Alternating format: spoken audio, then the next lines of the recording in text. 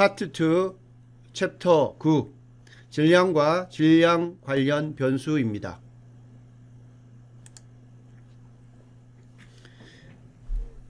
이 강의의 목표는요, 여러분들이 기본 차원으로서 질량을 이해하는 겁니다. 그리고 질량을 어떻게 측정하는가, 질량 관련된 그 물리량으로 밀도, 그리고 비체적, 비중, 이러한 것들의 정의하고 의미가 무엇인지를 우리가 공부하도록 하겠습니다. 그리고 이런 것들이 이제 앞으로 공학 공부에 어떻게 연관이 되는지도 설명을 하겠습니다.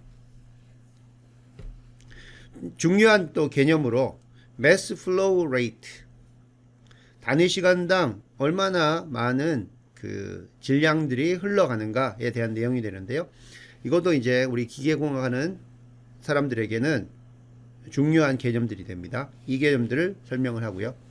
그리고 질량 관성 모멘트, mass moment of inertia, 이제 이 내용들이 아마 여러분들이 대학교 와서 이제 처음으로 듣는 개념이 될 텐데요. 이 개념이 이제 앞으로 많이 활용이 되고요.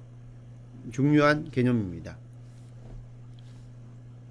질량 관성 모멘트를 이야기하려면 이게 2차 모멘트입니다.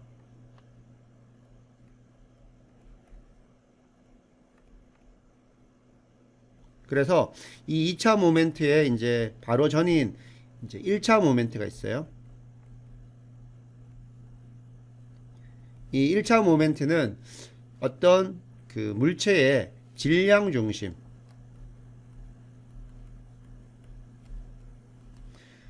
계산하는 데 사용되는 겁니다. 우리가 이전에 그 길이와 관련된 그 물리량에서 단면에 1차 모멘트가 있었고 단면 2차 모멘트가 있었죠. 단면 1차 모멘트는 그 단면의 센트로이드, 도심을 우리가 구하는 데 사용됐던 것이고, 단면 2차 모멘트, 그거는 어떤 물체의 굽힘력이 가해질 때 그 단면의 형상에 따라서 굽힘에 대한 저항력이 다르다고 했죠. 그것을 계산하는데 사용했던 것이고, 여기 나오는 이제 질량 관성 모멘트는 예전에 나왔던 미소 단면 대신 이 미소 질량을 가지고 계산함으로써 계산되는 그러한 양입니다. 그래서 어떤 축으로부터 질량이 얼마나 멀리 떨어져 분포하느냐를 나타내는 양인데요. 요거는 이제 회전 운동과 관련이 있습니다. 어떤 물체의 질량 관성 모멘트가 크면 그만큼 그 물체를 회전시키는데 더 큰 토크, 회전력이 필요하게 됩니다. 그래서 이 부분들이 이제 여러분 앞으로 동력학 하는 부분, 그리고 기계 요소 설계에 관련되는 그런 부분들에서 아주 많이 쓰이는 개념이기 때문에 여러분들이 잘 알아둘 필요가 있고요.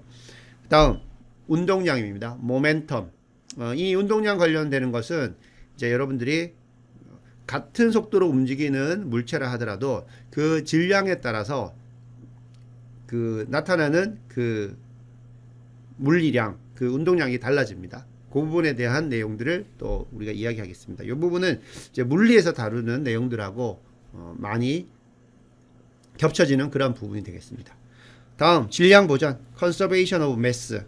우리가 어떤 문제를 푸는 데 있어서 그 시스템 바운더리에 속하는 질량들이 이제 보존된다, 이런 것들을 이용해서 문제를 우리가 해결하게 됩니다. 그래서 이번 챕터에서는 이러한 내용들 위주로 설명을 하도록 하겠습니다. Mass as a fundamental dimension, 기본 차원으로서의 질량. 자, 여기 나오는 것처럼 챕터 9이 되겠고요. Mass가 되겠습니다. 그래서 다루는 그 관련되는 그 공학 베리어블, 변수를 보게 되면 mass flow rate, 시간당 얼마의 질량이 흐르느냐. 그 다음에 모멘텀은 이거는 질량 곱하기 속도입니다. 그래서 보면 t분의 그리고 질량 그리고 길이, 단위가 그런 식으로 되어 있죠. 그 다음에 카이네틱 에너지, 운동 에너지입니다. 그래서 이거는 질량 곱하기 속도의 제곱이 되기 때문에 t 제곱분의 ml 제곱이 됩니다. 그리고 density, 부피당 질량을 나타내죠. L 3승분의 M이 되고, specific 볼륨은 이 density의 역수가 됩니다. 그래서 n분의 L 3승. 이러한 내용들을 우리가 이번 챕터에서 배우게 되겠고요. 이 챕터 끝나고 나면 이제 여러분들이 챕터 10, 11, 12 이렇게 앞으로 여러분들이 이 챕터 빼놓고 3개의 챕터를 더 우리가 공부를 해야 합니다. 자, 그러면 기본 차원으로서의 질량 이 내용들을 하나하나 한번 살펴보겠습니다. 어떤 물질이 다른 물질보다 무겁다라는 것을 설명하기 위해서는요, 우리가 특정한 물리량의 개념이 필요한데, 여기서 이제 여러분들이 우리가 흔히 쓰고 있는 이 무게와 그리고 질량의 차이점을 명확히 해야 합니다. 공학도가 아니라고 하면 그냥 일반인이라면 이러한 부분의 차이를 그렇게 중요하게 생각하지 않아도 되지만요, 이제 공학을 하는 여러분들 엔지니어는 이 무게의 물리량과 질량의 물리량이 명확히 다르다는 것을 이해를 해야 됩니다.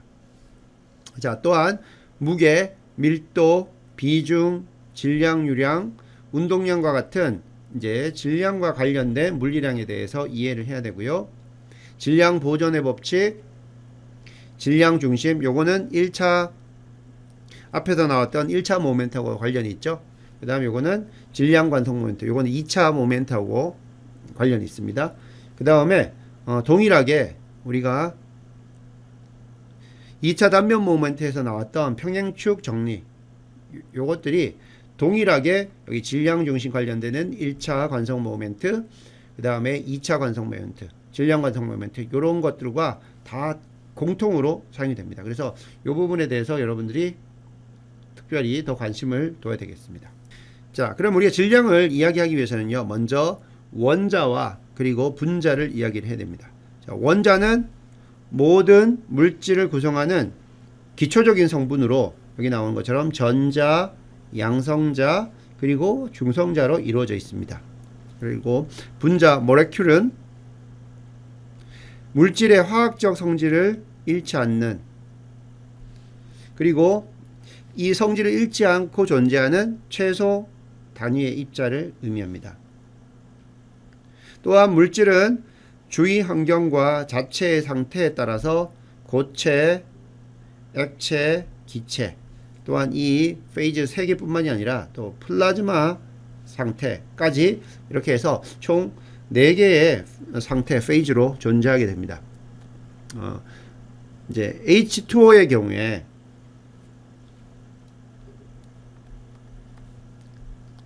우리가 2000도씨 이상으로 물을 가열하게 되게 되면요, 여기는 물 분자가 깨어져서 이게 원자 상태로 바뀌게 되고요. 이제 그 상태가 이제 계속되면 플라즈마라고 하는 자유전자와 핵으로 분리되는 그러한 상태가 됩니다. 그게 이제 플라즈마가 되고요. 그래서 여러분들이 고체, 액체, 기체, 그리고 플라즈마 이 4상태가 있다는 것들을 이해를 해야 됩니다. 뭐 일반적으로 공학에서는 고체, 액체, 기체 정도에서 우리가 페이즈를 사용했지만 요즘 같은 핵융합로, 그죠?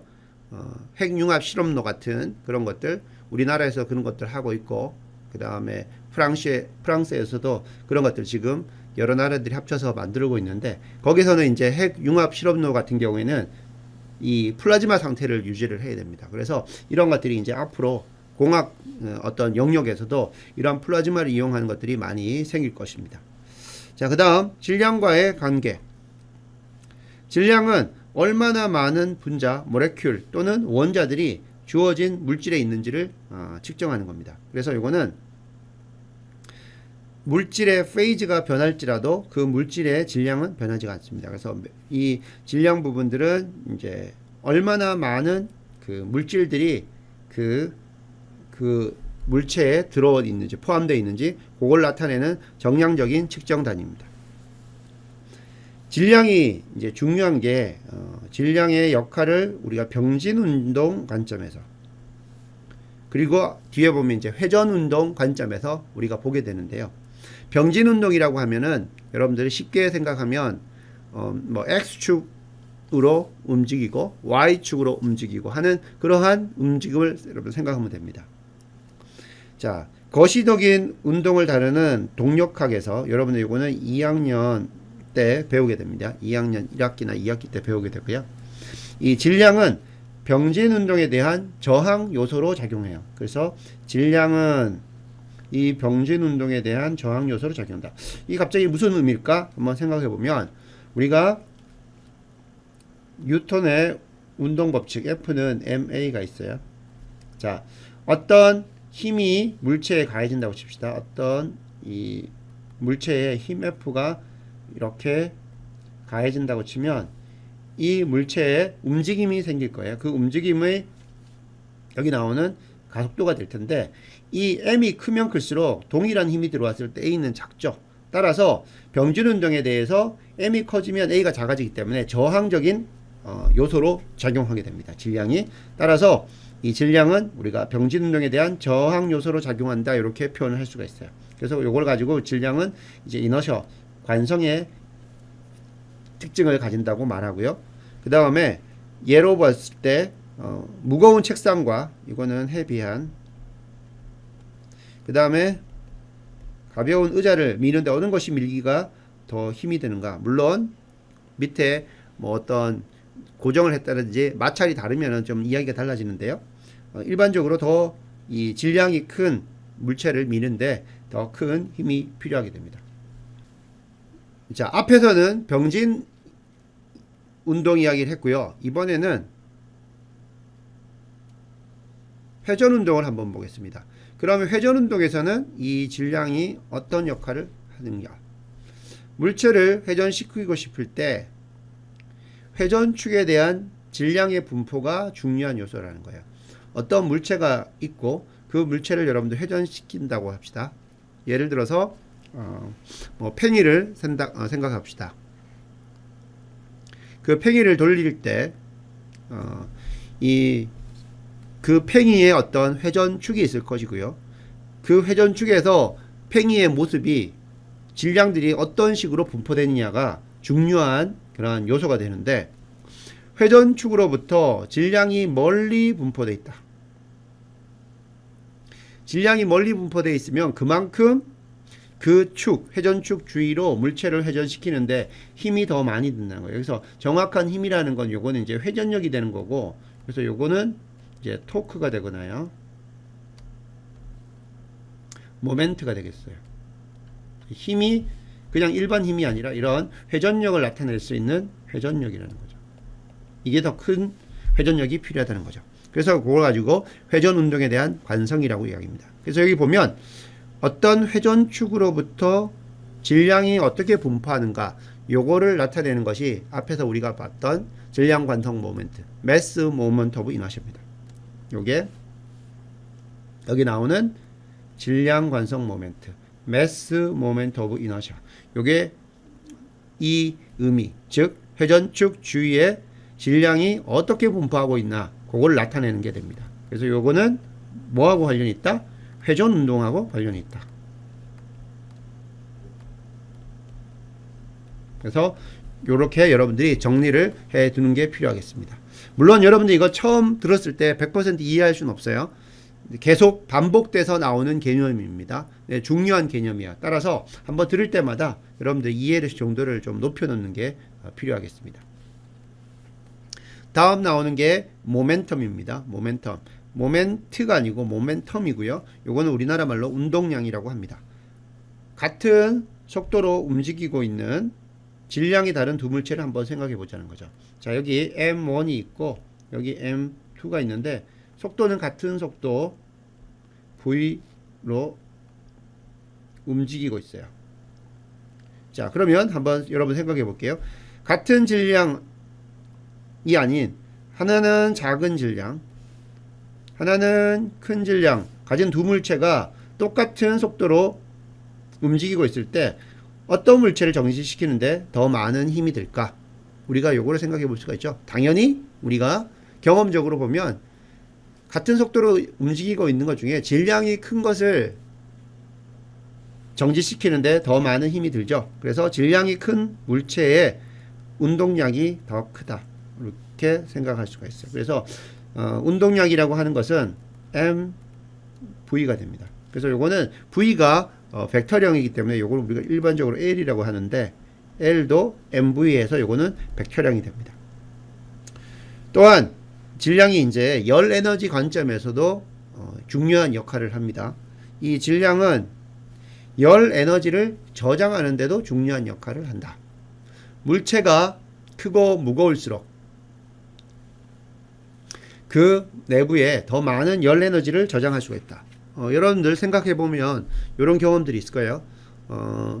같은 그 온도의 공기하고 같은 온도의 물이 있다고 할 때 열 에너지를 저장하는 능력이 더 뛰어난 경우는 물이에요. 훨씬 물이죠. 그래서 바다가 옆에 있는 지역하고 그러한 바다가 없는 지역하고 그 낮에는 사막 같은 기후, 그러니까 주위에 바다가 없는 물이 없는 경우에는 낮에는 햇빛 때문에 매우 뜨거워지고 또 밤에는 온도가 또 많이 내려가는 그러한 현상이 일어나는데 주위에 큰 강이 있거나 바다가 있는 경우에는요 그 물이 많은 에너지를 저장하고 있어서 밤낮의 어떤 기온차가 그렇게 사막과 같이 심하지가 않습니다. 그래서 물이 이렇게 열 에너지를 저장하는 데 있어서 공기보다 더 큰 능력을 가지고 있다. 그러면 그 능력이 왜 다를까? 그 다른 기준이 뭘까? 이런 것들을 우리가 이야기를 하게 됩니다. 그래서 물질에 따라 열 에너지를 저장하는 능력이 다르다. 그죠? 그래서 여러분들이 요걸 알아야 되고, 요게 이제 비열의 차이인 거죠. 비열. 나중에 우리가 요 부분에 대해서도 또 설명을 하도록 하겠습니다.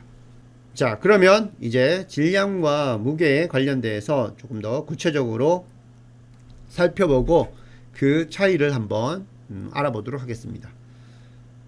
질량, 매스의 특성입니다. 중력에 의하여 인력을 유발하거나 속도 변화, 가속도에 이제 저항하는 양이다. 요거는 F는 ma에 대해서 이야기를 하는 거죠. 그래서 같은 힘이 들어올 때 M이 크게 되면 A가 작아지는, 그래서 병진 운동에 대해서 저항적인 역할을 하는 그런 것이 바로 질량이 되겠고요. 그리고 질량이라고 하면 측정 위치에 무관한 절대량이라는 거예요. 측정 위치에 무관하다. 여러분 알고 있는 것처럼 달에서 우리가 질량을 측정하나 또는 이 지구에서 질량을 측정하나 요거는 변하지 않는 절대량이라는 거예요. 대신 무게라는 것은 영어로 이제 weight를 씁니다. 요거는 힘의 단위예요. 힘. 그래서 우리가 일반적으로 쓰고 있는 우리의 무게, 몸무게는 중력장, gravitational field에서 측정되는 양이고, 요거는 그 질량이 받는 중력에 의해서 결정되는 거기 때문에 측정 위치가 달라지면 다른 값을 가진다는 거죠. 그래서 뭐 지구에서 몸무게를 측정하는 것과 달에서 몸무게를 측정하는 것이 달라져요. 그래서 힘은 무게 있고, 그러니까 무게와 같은 단위를 가진다. 무게가 힘과 같은 단위를 가진다. 그 부분을 여러분들이 반드시 기억을 해야 되겠고요. 무게라고 치면은 우리 지구에서의 무게라고 계산하면요, 지구와 그 다음에 물체 사이에 당기는 힘의 크기로 그렇게 우리가 생각을 할 수가 있습니다. 자, 무게를 이제 이해를 하려고 하면 만류 인력 법칙을 설명을 해야 되는데요. 자, 만류 인력 법칙은 의미하는 바가 이 두 물체 사이에 끌어당기는 힘이 있다는 겁니다. 자, 그러면 여기 M1이라는 질량이 있고 여기 M2라는 질량이 있습니다. 그러면 이 두 물체 사이에 눈에는 보이지 않지만 서로 작용하는 인력들이 있습니다. 그럼 인력들을 그 크기는 어떻게 계산되느냐? 자, M1은 M2를 같은 크기 F만큼 당기고요. M2도 똑같은 힘으로 M1을 서로 당기고 있습니다. 그러면 이때 그 당기는 힘 F는 어떻게 계산이 되냐면 이 두 물체의 질량에 비례해요. 그래서 F는 M1 곱하기 M2가 되고요. 그 다음에 이 두 물체의 중심으로부터 떨어진 거리, 이게 중심으로부터 떨어진 거리입니다. 그 떨어진 거리가 크면 클수록 그 서로 당기는 힘이 약해지는데 그 거리의 제곱 R 제곱에 우리가 이렇게 F는 반비례합니다. 그리고 이 값 사이에 G라는 만류 인력 상수가 곱해집니다. 만류 인력 상수는 6.7 곱하기 10의 마이너스 11승 미터의 3승 퍼 킬로그램 세컨드 제곱 이런 식으로 주어지는 상수입니다. 컨스탄트 밸류가 되고 그래서 서로 M1과 M2 사이에 작용하는 그 인력 이렇게 계산이 됩니다. 자, 이 관계를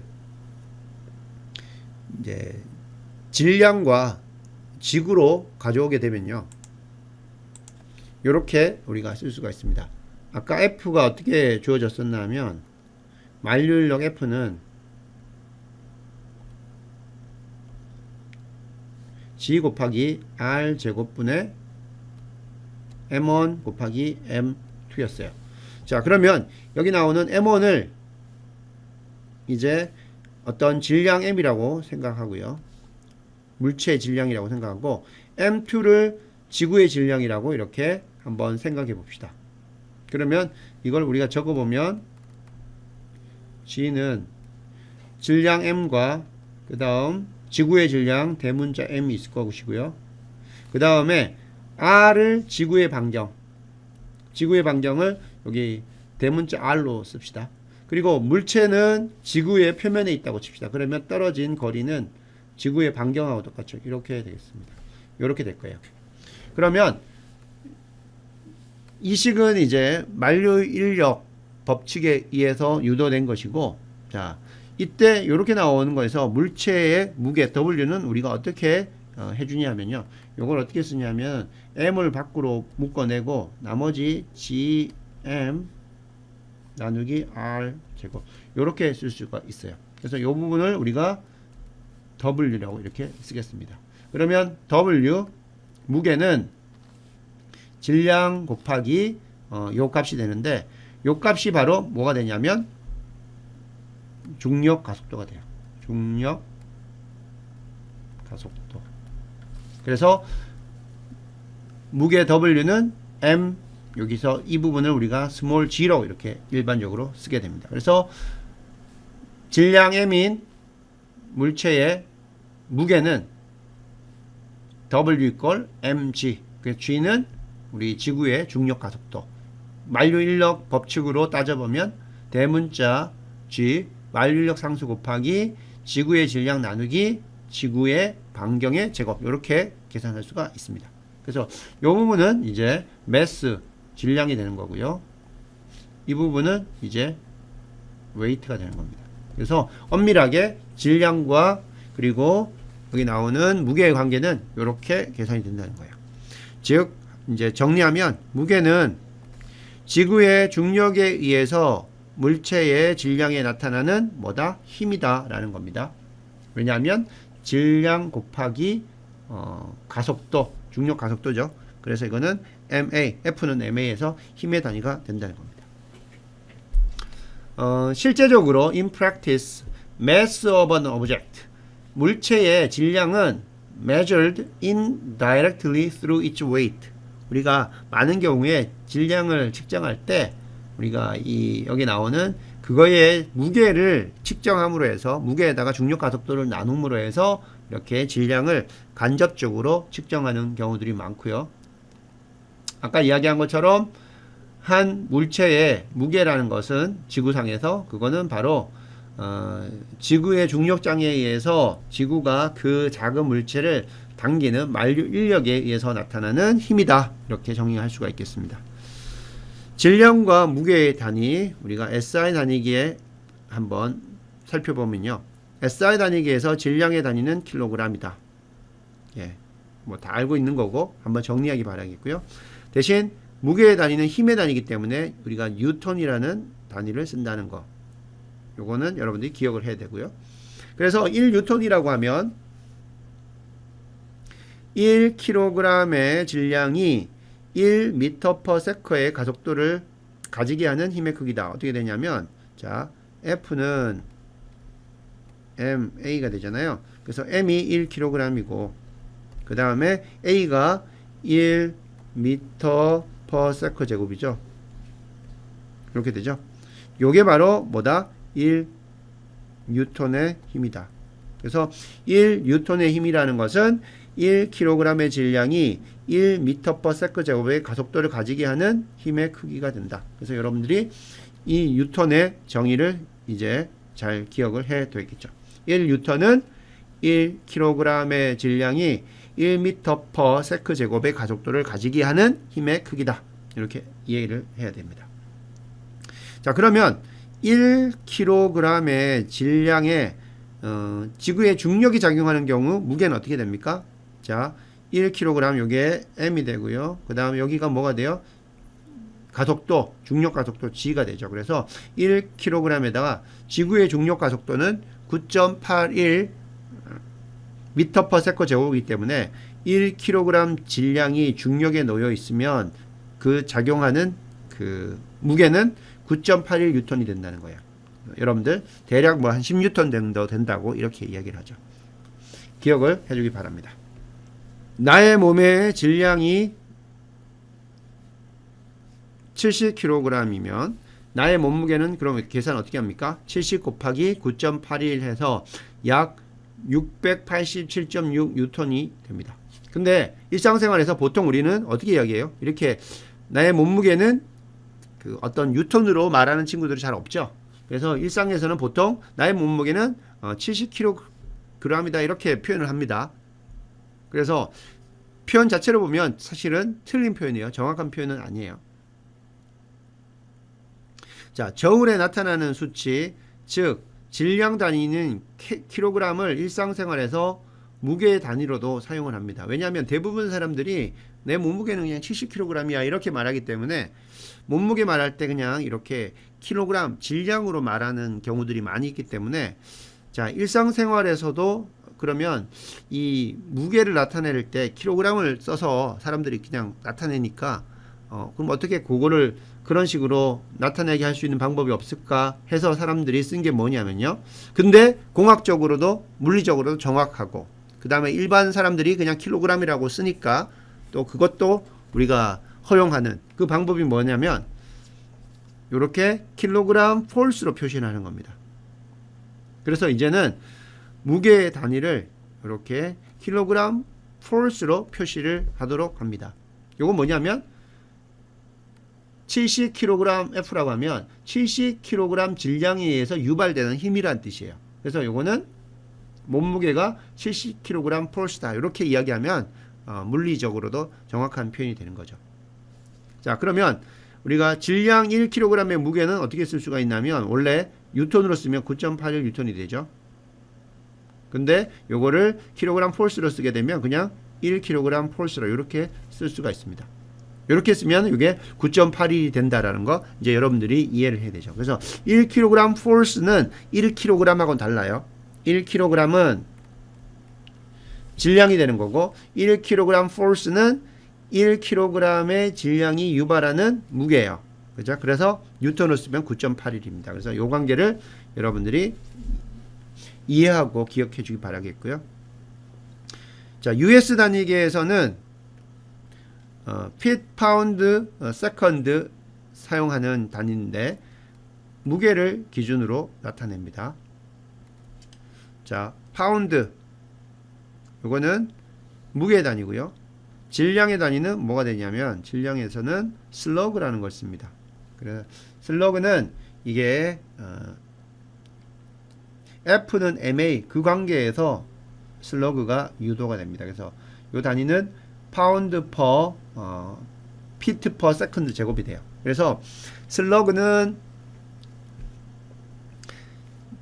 여기 나오는 W가 무게가 되고 여기에 질량이 되고 여기에 중력 가속도이기 때문에 W는 mg가 되는데 자, 이때 슬러그라는 질량 단위가 있고 그 다음에 그 무게에 대한 파운드가 있으면 요거를 이제 어떻게 우리가 계산을 하냐면요. 여기 US 단위계 핏 파운드 세컨드를 쓰는 데서 중력 가속도는 32.2 피트 퍼 세컨드 제곱이 됩니다. 자, 그러면 이걸 어떻게 계산을 하냐면 F는 MA에서요. 자, M은 어떻게 돼요? F 나누기 A죠. 여기 나오는 식하고 같은 겁니다. 자, 그러면 무게가 32.2 파운드. 자, 그래서 무게가 32.2 파운드인 물체가 여기와 같이 1G 놓여 있을 때, 그럼 1G는 얼마예요? 1G는 여기 보면 32.2 피트 퍼 세크 제곱이 되죠. 자, 요럴 때 나타나는 M, 요거 우리 계산하면 32.2는 서로서로 없어지니까 요게 바로 1 슬러그가 됩니다. 따라서 슬러그는 어떻게 돼요? 여기 나오는 것처럼 파운드 나누기 피트 퍼 세크 제곱이 되죠. 그래서 이렇게 슬러그는 정의가 된다.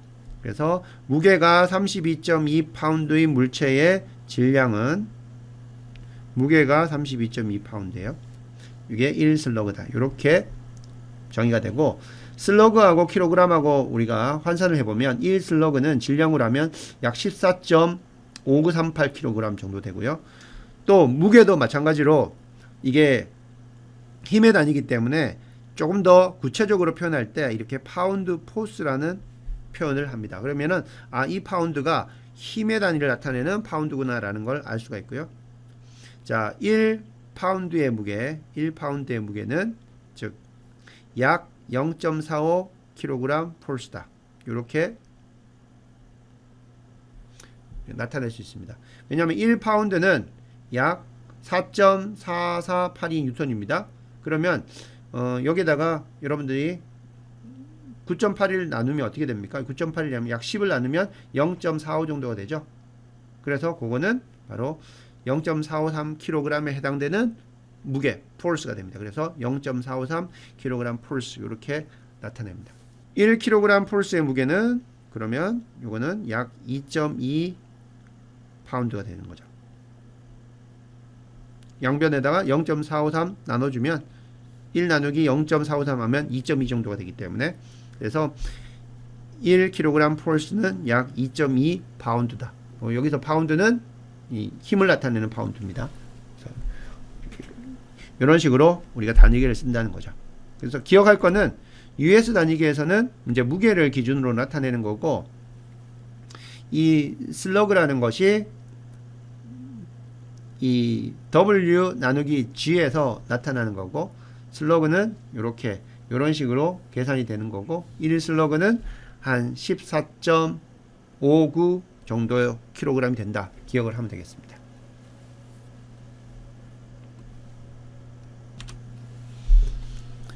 자, 그러면 이제 9.3절에 나오는 밀도, 비체적, 비중 한번 이야기를 해보겠습니다. 밀도로는 영어로 density라고 쓰고요. 비체적으로는 specific volume, 비중은 specific gravity라고 이렇게 표현을 합니다. 자, 이거는 이제 같은 체적에서 물질이 얼마나 가볍거나 무거운지를 나타내요. 그래서 체적이기 때문에 이 체적은 길이의 단위죠. 그래서 length에 관련되는 물리량이고, 가볍고 무거운지, 물론 이거는 뭐 무게 표현일 수도 있지만 이거는 mass, 질량하고 관련되는 겁니다. 그래서 여기 나오는 단위들이 전부 다 이제 물리량들이 보면 이 길이하고 질량하고 이렇게 여기서부터 유도된 그러한 물리량들이 되겠습니다. 먼저 밀도 한번 보겠습니다. 밀도는 기계공학에서 되게 중요한 내용을 차지합니다. 어떤 재료의 밀도가 이제 공학적으로 중요한 의미를 가지는데, 이 밀도에 따라서 같은 그 형상과 또 같은 그 물리적인 특징을 가진다 하더라도 이 밀도에 따라서 그 전체 시스템의 질량들이 많이 달라지기 때문에요. 어떤 밀도를 가지는 질량을 쓰는 것이 또는 재질을 쓰는 것이 중요하다. 이런 것들이 이제 필요합니다. 구조 해석에서는 이제 진동을 나타낼 때 우리가 여러분들 진동수 하면 그 프리퀀시 하면 어떻게 됐었어요? F는 이게 2파이분의 1 루트 m분의 k였죠. 그죠? 그래서 여기 나오는 m, 이 m이 결정이 되는 거예요. 그러니까 물질이 밀도가 만약에 아주 크다고 하면 작은 어떤 부피를 가지는 것도 질량이 커지게 되죠. 그러면 이 질량이 커지기 때문에 프리퀀시가 떨어져요. 그죠? 그래서 밀도 부분들이 이러한 진동하고 되게 또 상관이 있습니다. 그 구조 관점에서 보면. 자, 밀도, density는 물질이 차지하는 최적 부피에 대한 질량의 비입니다. 그래서 밀도라는 거는 최적 부피분의 질량이에요. 어떤 부피에 그 부피를 차지하는 어떤 물질의 질량이 어떻게 되느냐, 그걸 나타내는 거예요. 영어로는 ratio of the mass of an object to its volume. 그래서 볼륨에 대한 질량의 비, 이렇게 나타나는 거죠. 더 쉽게 표현하면 단위 최적당 질량이에요. 단위 최적당 질량, 최적분의 질량.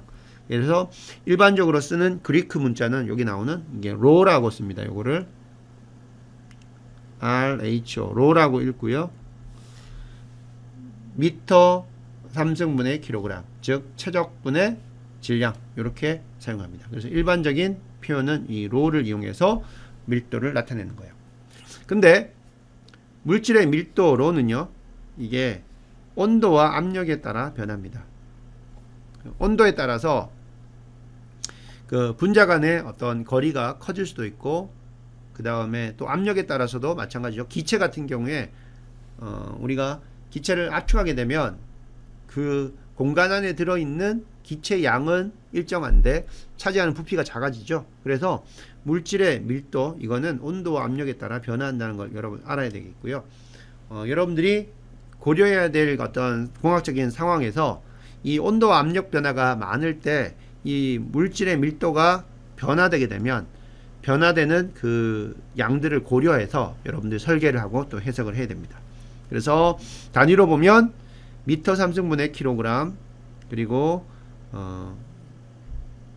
풋, 파운드, 세컨드를 쓰는 데서는 이게 부피이기 때문에 피트의 3승분의 질량의 단위인 슬러그, 이렇게 표현합니다.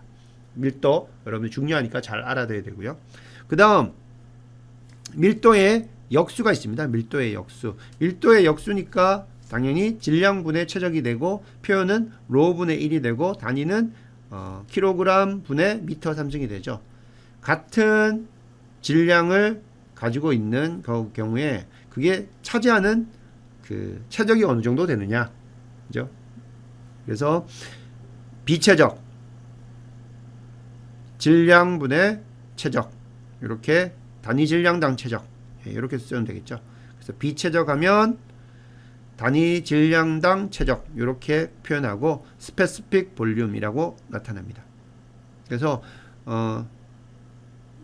비최적이니까 결국 나타나는 그것은 어떤 기준분의 최적, 이렇게 여러분들이 이해를 해주면 되고, 밀도의 역수다. 요거는요, 밀도는 일반적인 역학 같은 그 어떤 구조역학이라든지 재료역학 이런 데서 많이 활용이 되는 거고, 여기 비최적이라는 거는 여러분들이 연력학 공부할 때 주로 이 스페시픽 볼륨을 많이 또 활용을 하게 됩니다.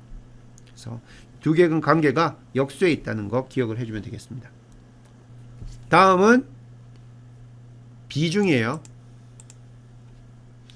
요거는 specific gravity라고 이렇게 표현을 합니다. 물질의 밀도를, 요거는 자, 물의 밀도와 비교한 것이에요. 어떤 물질의 밀도를 물의 밀도와 비교한 값이에요.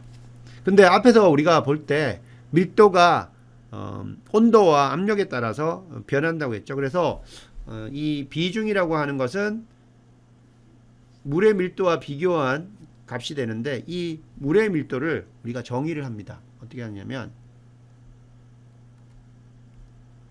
물의 밀도를 그냥 하는 것이 아니라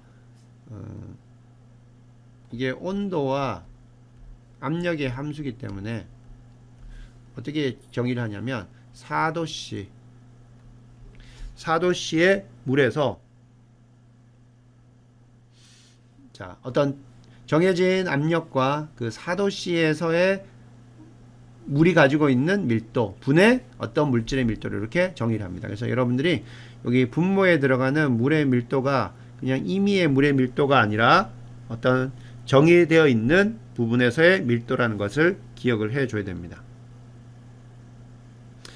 왜냐하면은 이 물의 밀도가 여기 4도씨가 되고요. 이때 어떻게 되냐면 딱 덴시티가 어떻게 되냐면 1000kg per 미터 삼승이 됩니다. 이게 어디에서? at 4도씨에서. 따라서 물의 밀도가 압력하고 온도에서 바뀌기 때문에 특별히 4도씨에서 딱 물의 밀도가 1000kg per 미터 삼승이 되기 때문에 그때의 그 물의 밀도를 이용해서 다른 물질의 밀도와 비교한 비중을 계산하게 됩니다. 자, 비중의 단위를 보면 이게 무차원이에요. 왜냐하면 밀도분의 밀도이기 때문에, 즉 이 비중이라는 것은 두 밀도 값의 비이기 때문에 단위가 무차원이라는 거 기억을 해주면 되겠고요. 또 비중량이 나옵니다. specific weight, 물질이 단위 최적당 얼마나 무거운지. 자, 그러면 요거는 단위 최적당 무게를 나타냅니다. 얼마나 무거운지. 그래서 비중량 요거 나타낼 때 비중량은 최적분의 무게로 그렇게 나타납니다. 그래서 최적은 미터의 3승이고 그리고 무게는 힘의 단위이기 때문에 뉴턴, 이렇게 사용할 수가 있죠. 이렇게 갯마라고 이렇게 비중량은 쓸 때 갯마라는 그리크 문자를 쓰게 되고요. 그러면 비중량과 우리 밀도 사이에 한번 관계를 한번 보겠습니다. 비중량의 정의는 최적분의 요게 무게였죠. 자, 무게입니다. 그럼 무게는 어떻게 해요? 우리가 질량 곱하기 중력 가속도죠. 그러면 여기 최적분의 질량 요렇게 우리가 계산하게 되면 이게 뭐가 됩니까? 이게 바로 밀도가 되죠. 그래서 비중량이라는 것은 밀도 로 곱하기 중력 가속도 g 이렇게 계산할 수가 있어. 그래서 비중량 갯마는 로 곱하기 g로 이렇게 표현할 수가 있다.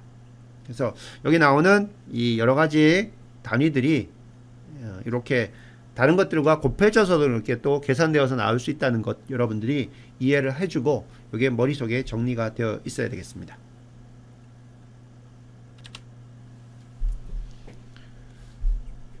표 9.1에 보면 특정 온도에 대한 여러 물질의 어떤 밀도 그리고 비중, specific gravity 그리고 specific weight 이런 것들이 표현이 되어 있는데요. 한번 봅시다.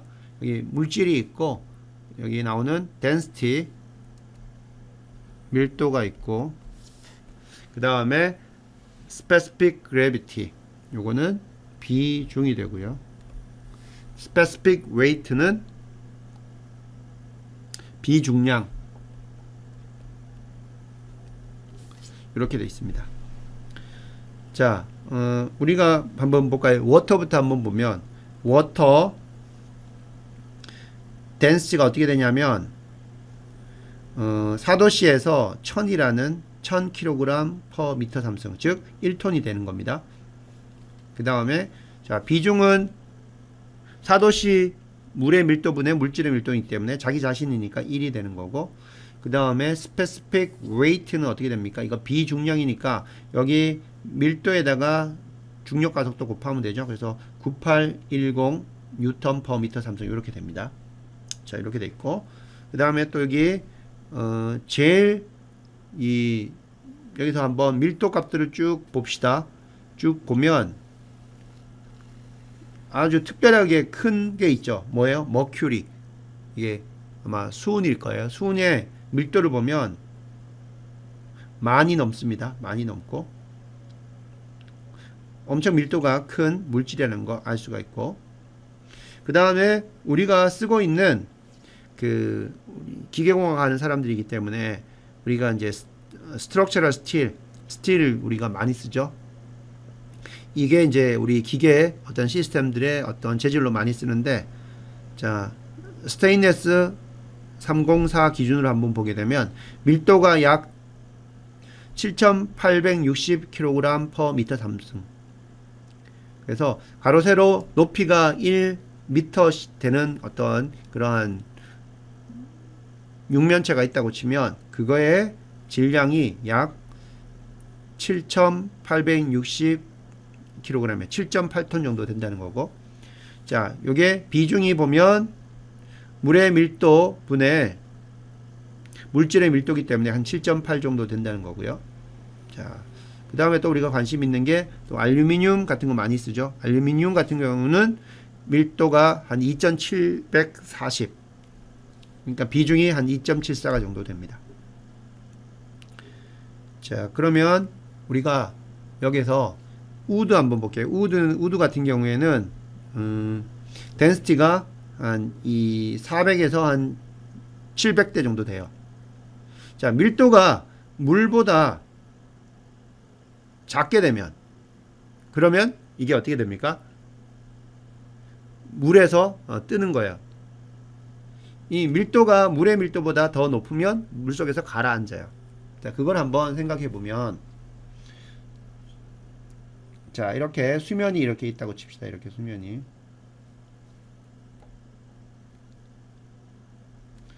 자, 이때 물체가 이렇게 있어요. 물체는 받는 힘이 뭐가 있어요? 이 물체 밑으로 작용하는, 이거는 중력이 있겠죠. F 중력이니까 G라고 합시다. 이거는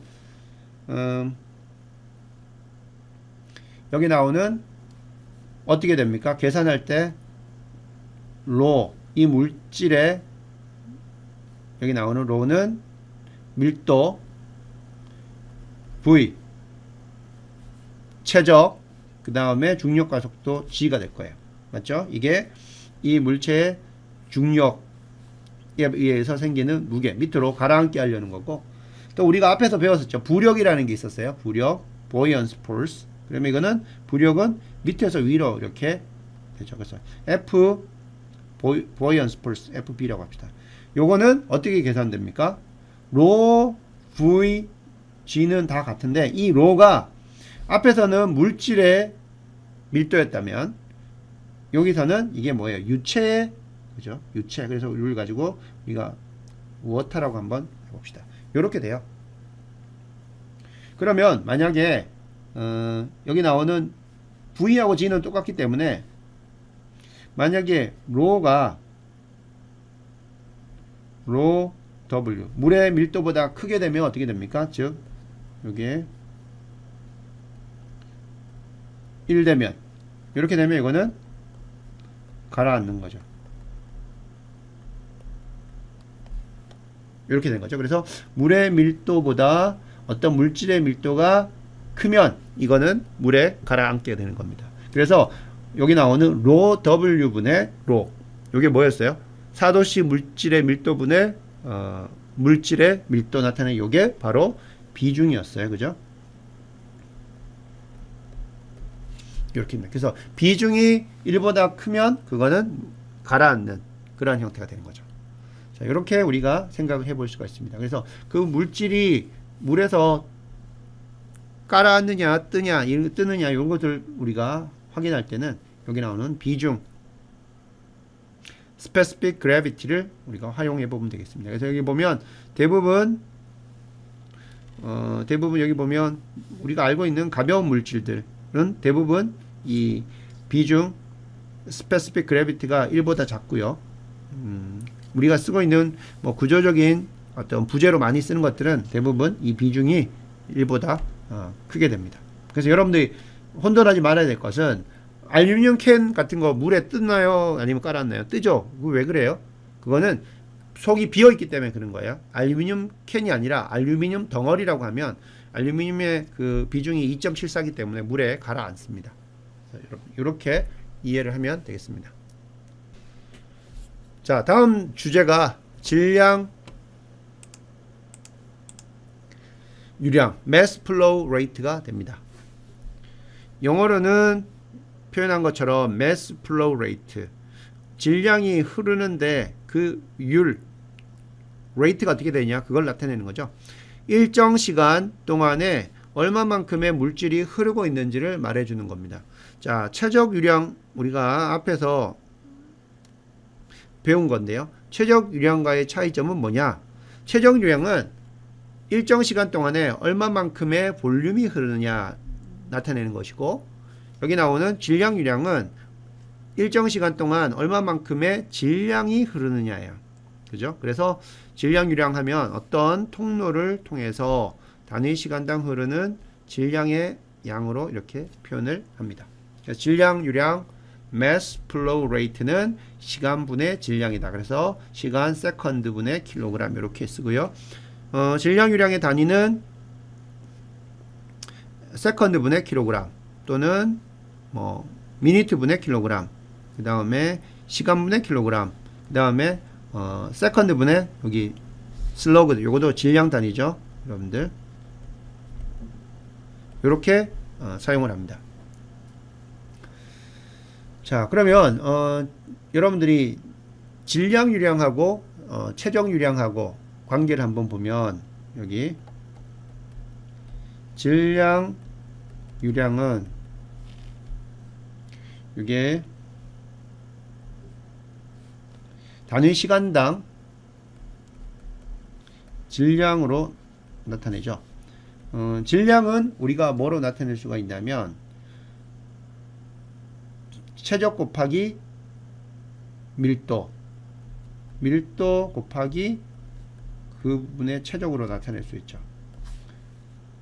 그럼 이게 또 시간 이렇게 쓸 수 있어요. 그럼 우리가 앞에서 시간분의 최적을 알고 있죠. 그럼 이거는 밀도 곱하기 시간분의 최적하면 이 부분 하면 이게 뭐가 됩니까? 그게 바로 최적 유량이었죠. 따라서 질량 유량은 밀도 곱하기 최적 유량으로 이렇게 또 표현할 수가 있습니다. 그래서 최적 유량을 알고 그 흐르고 있는 물질의 밀도가 일정하다고 하면 질량 유량은 우리가 질량을 따로 계산하지 않아도 돼요. 얼마나 편리해요. 그죠?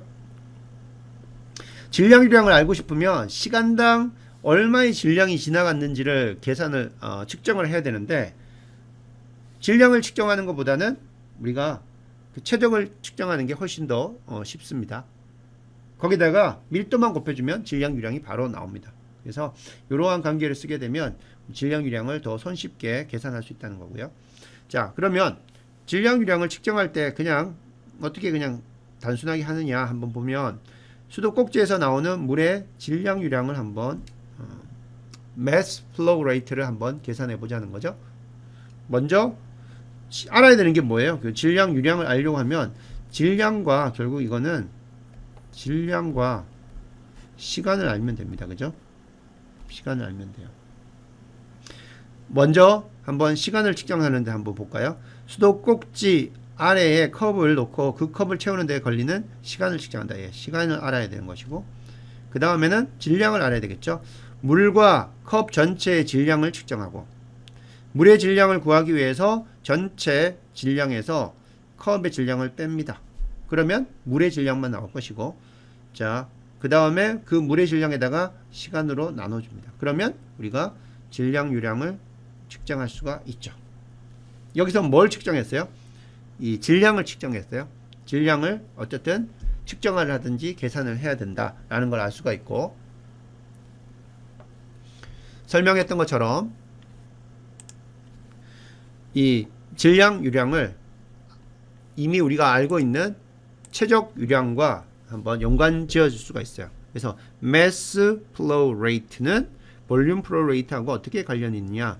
자, 질량 유량은 시간분의 질량이고, 자, 질량은 이게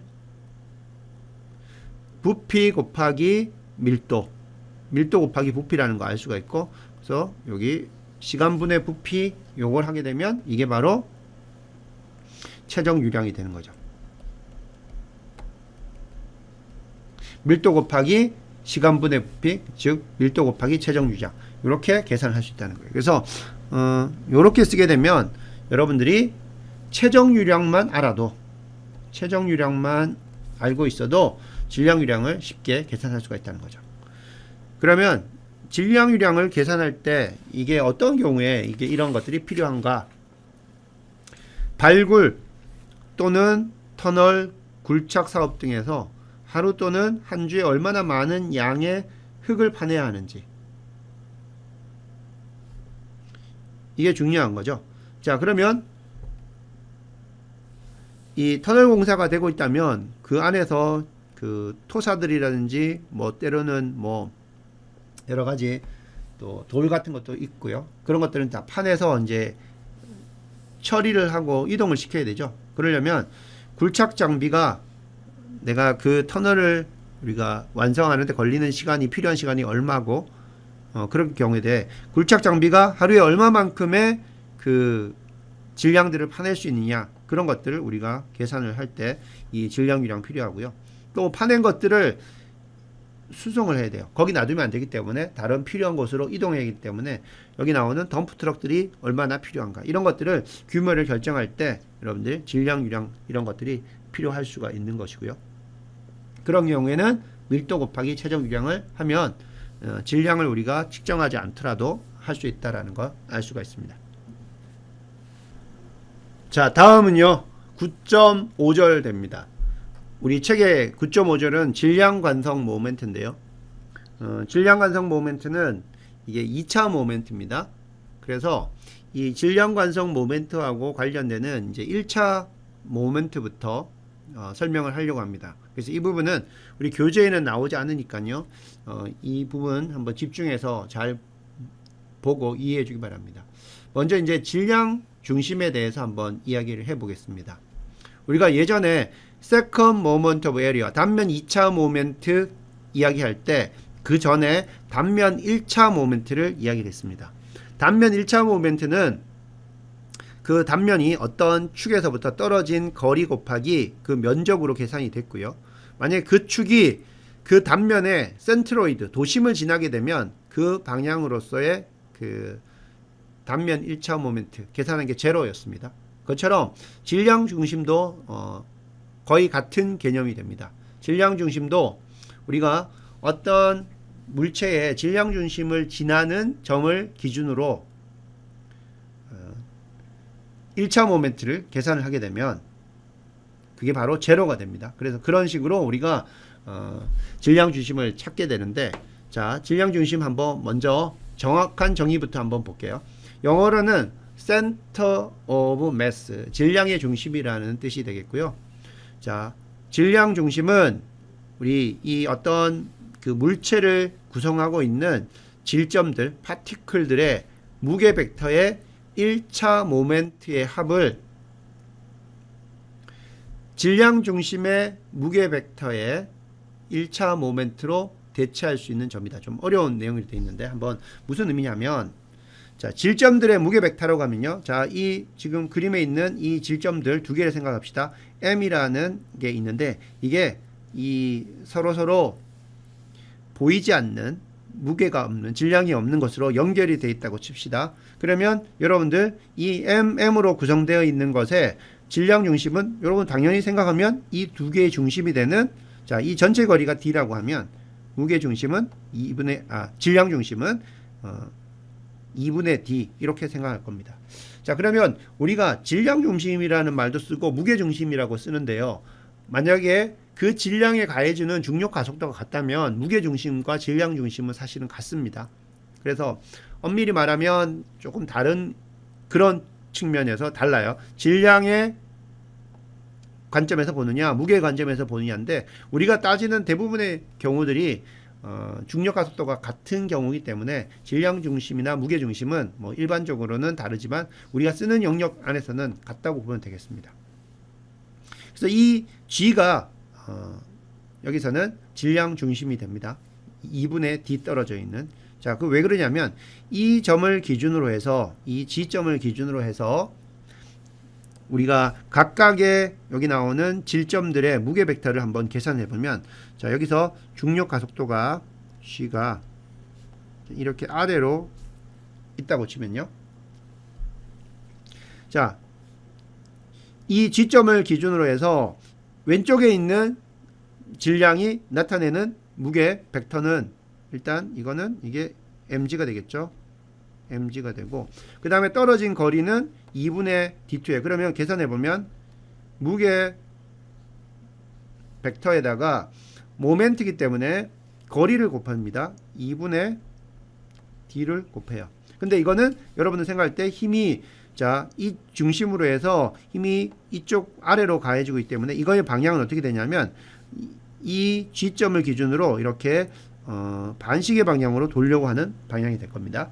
자, 그럼 오른쪽에 있는 거 한번 볼게요. 오른쪽에 있는 M의 무게 벡터는 어떻게 되냐면 이 아래로 향하고 있어요. 동일합니다. 이 G가 아래로 향하기 때문에 크기는 mg입니다. 자, 그러면 이 G점을 중심으로 해서 오른쪽에 있는 그 질점의 무게 벡터가 발생하는 1차 모멘트, 즉 힘, 무게 곱하기 떨어진 거리 2분의 d입니다. 자, 이렇게 됩니다. 그러면 이건 어떻게 돼요? 이 G점을 기준으로 이 오른쪽은 이거는 시계 방향으로 이렇게 힘이 가해지고 있는 것을 우리가 생각할 수가 있어요. 자, 어떻게 생각하냐면 여기 이렇게 R형처럼 이렇게 선으로 빨간색 선이 있긴 하지만 이거는 질량이 없는 걸로 연결이 되어 있다고 칩시다. 그럼 여기 여러분들 이렇게 중간에 시소처럼 이렇게 놓게 되면 어떻게 되겠어요? 왼쪽에 있는 질량은 이거를 여기 있는 화살표처럼 움직이게 하려고 할 것이고 회전하게 할 것이고 오른쪽은 어떻게 되겠어요? 이거를 시계 방향으로 이렇게 회전시키려고 하겠죠. 근데 이거 두 개가 똑같기 때문에 요 G가 뭐가 된다? 바로 질량 중심이 된다는 걸 알 수가 있습니다. 이게 바로 질량 중심이에요. 그래서 질량 중심이라고 하는 것은 뭐냐면 이렇게 각각의 질점들의 무게 벡터에 대한 1차 모멘트의 합을 우리가 다 이렇게 계산을 하고요. 자, 그러면 이 전체가 두 개의 질량이 가지고 있는 무게 벡터의 1차 모멘트는 우리가 어떻게 나타낼 수가 있는가? 각각을 다 합을 했을 때 하나의 그 1차 모멘트로 나타낼 수가 있는데 바로 그 점이 질량 중심이 됩니다. 자, 이 경우에는요, 우리가 1차 모멘트를 계산할 때 이 G점을 기준으로 계산을 했습니다. 그렇기 때문에 왼쪽과 오른쪽이 같기 때문에 제로가 되는데 만약에 어떠한 특정한 그 축을 기준으로 한번 계산을 해 볼 수도 있겠죠. 자, 그러면 이 축, 여기 나오는 축을 기준으로 한번 우리가 계산을 해 보겠습니다. 그러면 자, 요걸 우리가 1번이라고 하고 요거를 2번이라고 한번 해 보겠습니다. 자, 그러면 1번에 대해서 그죠? 여기 나오는 엑시스를 기준으로 해서 중력 가속도가 이렇게 G가 가해지고 있을 때 무게 벡터에 대한 1차 모멘트를 한번 계산을 해 보겠습니다. 자, 그러면 여기 떨어진 거리가 S죠. 자, 그러면 이 엑시스를 기준으로 계산합니다. 그러면 이 M 질량에 대한 질점의 무게 벡터죠. 무게 벡터는 어떻게 됩니까? mg, 여기 나온 mg가 되죠. mg가 되고 거리는 얼마만큼 떨어졌어요? s만큼 떨어졌죠. 그래서 s 곱하기 mg가 됩니다. 자, 그러면 이 기준으로 여기를 기준으로 이 질량은 어떻게 돼요? 이거를 이렇게 회전하려고 하겠죠. 그래서 이거는 이 방향이 됩니다. 시계 방향이 되는 거고요. 그 다음 여기 나오는 이 질량, 두 번째 질량은 어떻게 돼요? 자, 이거는 첫 번째 질량, 이거는 두 번째 질량 한번 보겠습니다. 두 번째 질량은 똑같아요. 그래서 mg라는 무게 벡터는 똑같은데 자, 이 축에서부터 거리가 얼마만큼 떨어졌어요? s 더하기 d죠. 떨어진 거리가 s 더하기 d입니다. 그리고 무게 벡터 mg예요. 그래서 두 개를 곱하면 자, 이것도 어떻게 해요? 이 방향으로 회전시키려고 하죠. 두 개 다 더하면 어떻게 됩니까? mg는 똑같고 자, 묶어내면 2s 더하기 d 곱하기 mg가 됩니다. 자, 그러면 우리는 무게중심이 g라는 건 알 수 있어요. g라는 거 알 수 있는데 그럼 이 무게중심의 위치가 여기 나오는 질량중심이요. 무게중심, 질량중심 혼용해서 쓰겠습니다. 질량중심. 그러면 이 질량중심이 우리가 기준으로 봤던 이 축으로부터는 얼마만큼 떨어져 있느냐, 이게 바로 여기에서 앞에서 계산했던 각각의 질점들의 무게 벡터들의 1차 모멘트의 합을 어떻게 됐다? 이 질량중심의 위치, 그걸 가지고 여기서 xg라고 합시다. xg 곱하기 어떤 걸로 하냐면은 이 두 개의 질점들이 이루는 무게 벡터. 자, 두 개가 있으니까 EM이 있으니까 뭐가 돼요? EM에다가 중력 가속도 g, 이렇게 나타낼 수가 있어요. 그러면 xg는 어떻게 됩니까? xg 계산해 보면 mg가 양변에 있으니까, 자, 밑에 식이 있죠? 자, xg 곱하기 emg가 여기 나오는 es 더하기 d에 mg를 곱한 거와 같으니까 우리가 xg로 정리를 해보면 emg분의 갈로 es 더하기 d 곱하기 mg가 되고, mg 서로 우리가 약분하게 되면 남는 건 뭐예요? 2분의 es 더하기 d가 되고, 정리하면 xg는 s 더하기 2분의 d가 된다는 거죠. 자, s는 여기 떨어진 거고요.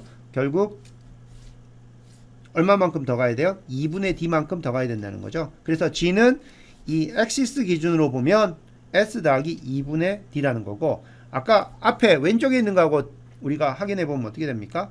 바로 s가 제로인 경우 보면, 자, 질량 중심은 어떻게 돼요? 여기 한쪽 질량에서 2분의 d만큼 떨어져 있는 위치라는 걸 알 수가 있죠.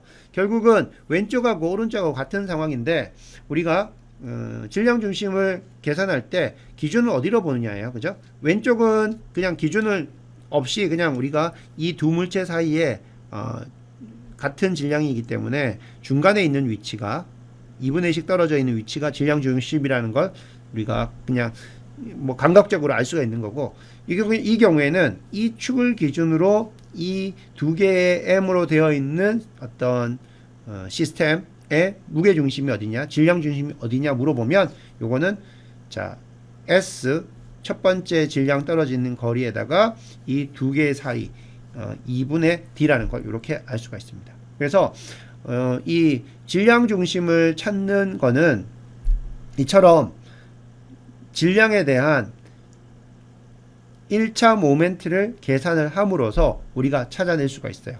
그리고 그 기준이 되는 축에서부터 떨어진 거리로 1차 모멘트를 계산을 해야 됩니다.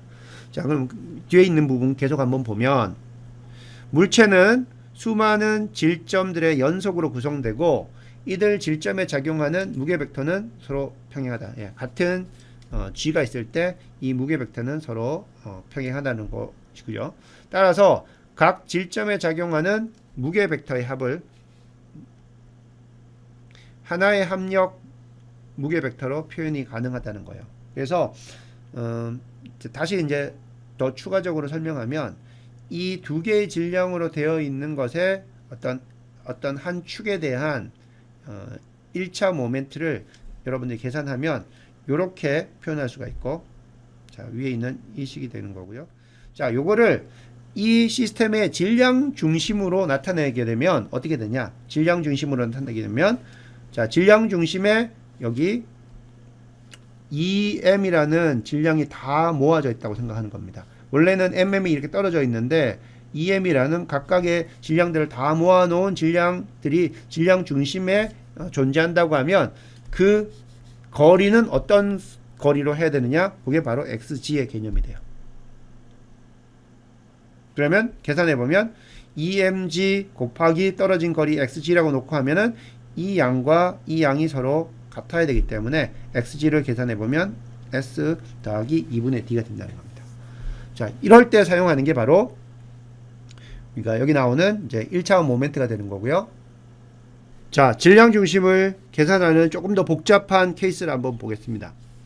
자, 이와 같은 시스템으로 되어 있다고 칩시다. 아까는 이 m이 동일했기 때문에 계산이 쉬웠는데요. 이 경우에는 우리가 보는 이 시스템이 하나는 m이고 하나는 em으로 되어 있어요. 그러면 이렇게 구성되어 있는 시스템의 질량 중심 g를 한번 찾아보라는 거죠. 찾을 때 어떻게 찾냐면 이 기준, 여기 나오는 이 엑시스 기준, 이 엑시스 기준으로 질량 중심이 어디 있는지를 한번 찾아보라는 겁니다. 자, 질량 중심은 뭐예요? 질량 중심은 이 두 개의 질점들 M과 EM으로 계산되는 무게 벡터들을 우리가 각각으로 여기 엑시스에 대해서 1차 모멘트를 계산했을 때 나오는 양을 여기 무게 중심에다가 질량 중심, 무게 중심에다가 이 두 개의 무게 벡터를 우리가 하나의 그 모멘트 값으로 표현했을 때 동일해지는 그러한 위치를 찾는 거죠. 그러면 그 개념에 따라서 한번 그대로 한번 해봅시다. 자, 앞에서 우리가 이미 알고 있었어요. 자, 이 식을 한번 보면 각각의 질량에 대한 무게 벡터들의 모든 합이 전체 질량에 대한 무게 벡터와 그 다음에 그 무게 중심 또는 질량 중심의 그 거리를 곱한 게 같다고 이렇게 계산됐었죠. 그러면 위에 나오는 분자부터 한번 계산해 봅시다. 각각의 그 질량들의 1차 모멘트죠. 그러면 먼저 이쪽 1번부터 한번 볼게요. 이게 1번이고 이걸 우리가 2번이라고 합시다.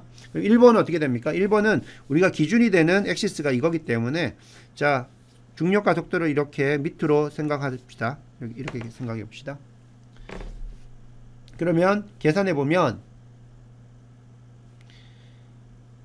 S 곱하기 자 mg죠. mg가 됩니다. 되고 두 번째 건 어떻게 됩니까? 두 번째 거는 s 곱하기 d가 됩니다. s 더하기 d입니다. s 더하기 d가 되고 이번에는 무게 벡터는 emg가 됩니다. 요게 각각의 질점들의 질량들의 1차 모멘트의 합이 되겠고요. 요게 뭐하고 같아야 돼요? 뭐하고 같냐면 어떤 이 위치는 지금 G의 위치는 우리가 모르지만 이 G에 각각에 있는 질량들이 한목에 모여 있다고 생각하는 거죠. 그럼 여기는 3m이 이렇게 모여 있을 때 자, 그러면 이 거리를 얼마로 하면 되느냐? 요거를 그걸로 나타낼 수 있는 거죠. 자, 이게 뭐가 됩니까? 그러면 우리가 거리를 xg라고 합시다. xg. 그 xg는 이 축에서부터 여기까지가 xg가 됩니다. xg가 되고요. 곱하기 뭡니까? 각각의 질점들을 이 질량 중심에 모아놓은 경우에 그러면 m 더하기 2m이니까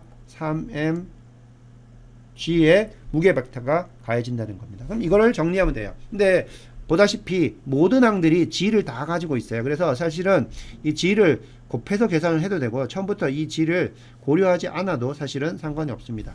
고려하지 않은 게 지금 밑에 있는 식이에요. 그러면 정리해보면 이 xg는 3m분의 자 여기는 sm이 되고 더하기 s 더하기 d의 2m이 되는 거죠. 정리해보면 3m분의 s가 s 더하기 여기 2m이 있으니까 s 전체가 3이 되고요. 3m s가 되고 더하기 여기 나오는 2md가 됩니다. 자, 여기에서 우리가 모두 또 m을 가지고 있으니까 지우면 어떻게 됩니까? m을 다 지우면 여기서 m 없어지고 3분의 3 했으니까 s가 되고 더하기 여기는 어떻게 됩니까? 3분의 2d가 됩니다. 따라서 이 축을 기준으로 우리가 질량 중심이라고 놓았던 그 부분에까지의 거리 xg는 이렇게 s 더하기 3분의 2d라는 걸 알 수가 있어요. 그러면 m과 이렇게 2m으로 구성되어 있는 이 각각의 질량들이 이 주어진 축에 대해서 가졌던 1차 모멘트의 합은 우리가 이 질량 중심에 이 각각의 질량체들이 다 모여 있다고 생각하고 그 다음에 여기 축에서부터 이 질량 중심까지 떨어진 xg로 계산되는 1차 모멘트하고 같다는 의미가 됩니다. 그래서 여기 xg, 즉 이 시스템의 질량 중심은 이 축을 기준으로 나타내면 xg 이꼴 s 더하기 3분의 2d만큼 떨어져 있다는 것을 알 수가 있습니다. 만약에 여기 s가 제로인, 즉 하나의 질량을 기준으로 우리가 축을 봤다고 하면 어떻게 돼요? 작은 쪽 기준으로 해서 3분의 2d만큼 떨어져 있는 부분이 바로 질량 중심이 됩니다. 자, 이와 같은 것들을 우리가 3차원으로 확장할 수가 있어요. 공간상으로 3D로 확장할 수가 있습니다. 그러면 공간상에 이렇게 M1, M2 해서 mn개의 어떤 질점들이 모여있는 어떤 시스템들이 있다고 칩시다. 그러면 이 시스템들이 나타날 수 있는 어떤 1차 모멘트를 어떤 질량 중심의 1차 모멘트로 우리가 나타내고 싶어요. 그러면 그걸 어떻게 나타내느냐? 만약에 자 지금 한번 보면요, M1이라는 질량체 질점은 지금 그 위치 벡터가 R1이에요. 이거는 벡터입니다. 그래서 예를 들어서 R1이라고 하면 R1 벡터라고 하면 이거는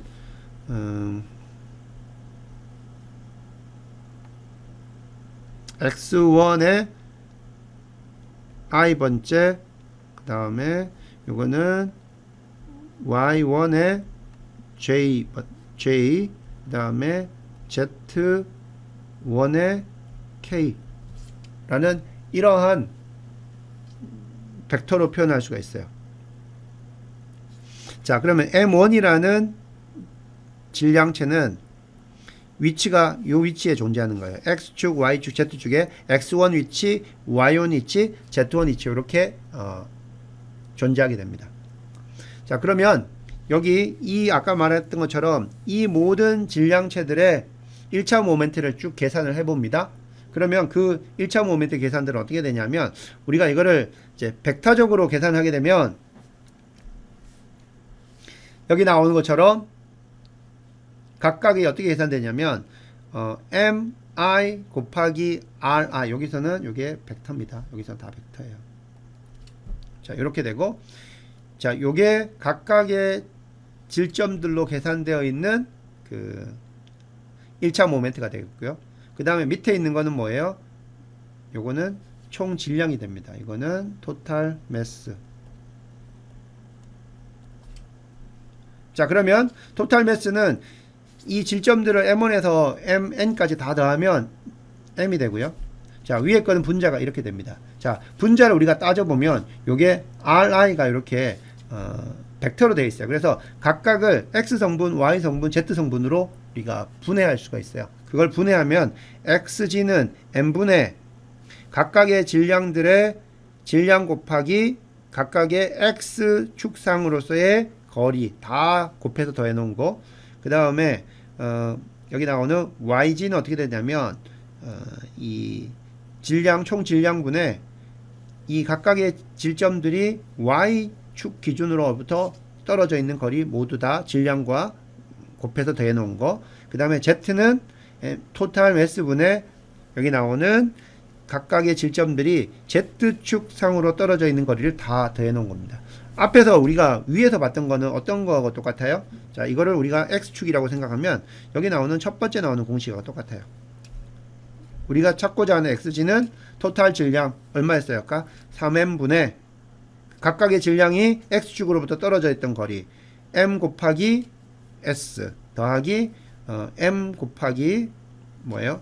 S 더하기 D 해서 했던 거와 같죠. 그래서 이것들을 X축, Y축, Z축으로 그냥 확장만 하면 됩니다. 그게 바로 공간상에서 어떤 질점계의 질량 중심의 위치를 찾는 겁니다. 이게 이제 센터 오브 매스가 되고, 요 위치는 XG 또 YG 그 다음에 ZG로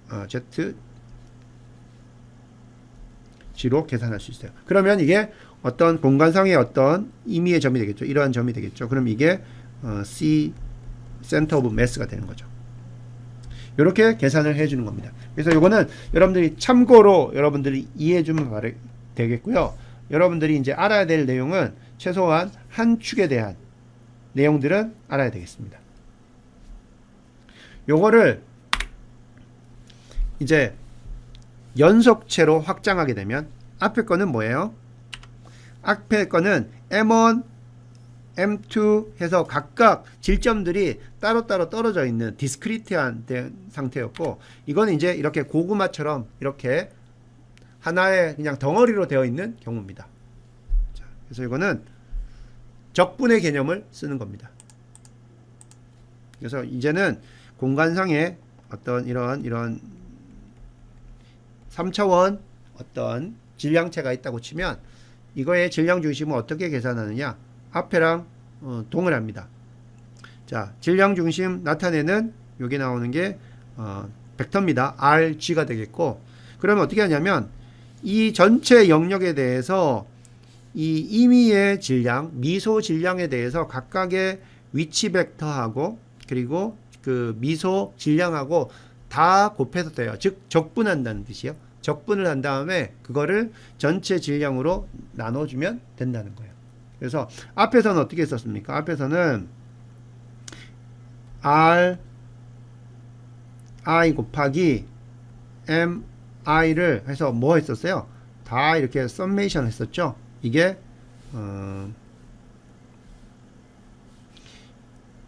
이제 이걸 어떻게 되냐면 이거는 연속한 걸로 바뀌게 되면 이게 뭐가 되냐면 인테그레이션 R 곱하기 미소 면적 이렇게 되는 겁니다. 이렇게 돼요. 이게 i가 1에서부터 n까지였고, 요거는 어때요? 전체 여기 나오는 질량 전체에 다해서 전체 질량에 대해서 이렇게 계산을 해주면 되죠. 자, 그러면 벡터 공식으로 보면 앞에서 계산했던 각각의 r 곱하기 mi를 자, 여기서 설명한 것처럼 적분으로 나타내주면 되겠고요. 여기 나오는 m은 이거는 토탈 매스가 됩니다. 계산해주면 이거는 m분의 인테그레이션 r dm이 됩니다. 스칼라 공식으로 나타내면 각각은 그냥 x, y, z로 나눠주기만 하면 됩니다. xg는 여기 나오는 토탈 매스분의 자, 여기 r이라는 게 아까 이야기했던 것처럼 r이라는 게 이게 x i 더하기 y j 그 다음에 z k로 되어 있기 때문에 여기 두 개 곱한 게 x축에서 보면은 r 곱하기 dm이라는 거는 x 곱하기 dm이 되는 거고요. 그 다음에 y 관점에서 보면 r 곱하기 dm은 y 곱하기 dm이 되고, 그 다음에 zg는 r 곱하기 dm이 g 곱하기 dm이 됩니다. 이런 식으로 나눠지기 때문에 각각의 이 스칼라 공식으로 분해하면 이렇게 되고, 여기 g를 우리가 적어보면 이 g는 여기서 나온 요 값들로 되어 있는 무게중심이 돼요. 그래서 이거는 xg yg 그 다음에 zg가 이렇게 됩니다. 그래서 이거는 적분으로 이제 표현한 게 되겠습니다. 자, 여기까지가 이제 질량 중심을 계산하는 겁니다. 질량 중심 보면 여러분들 그냥 정리해 보면 매우 간단합니다. 그냥 그 질량이 우리가 생각하고 있는 기준 위치로부터 떨어져 있는 거리와 그냥 미소 질량들을 다 축방량으로 다 계산을 해주면 돼요. 요건 앞에서 우리가 다뤘던 그 단면에 대한 거죠. 단면 1차 모멘트하고 동일한 내용이 되는 거죠. 자, 그 다음 나오는 내용들이 이제 이 mass moment of inertia, 어떤 질량들이 이 기준 위치로부터 떨어져 있는 거리와 미소 질량 곱한 게 아니라 여기 거리의 제곱과 계산한 양, 그게 질량 관성 모멘트가 되고요. 그거는 다음 시간에 이야기하도록 하겠습니다.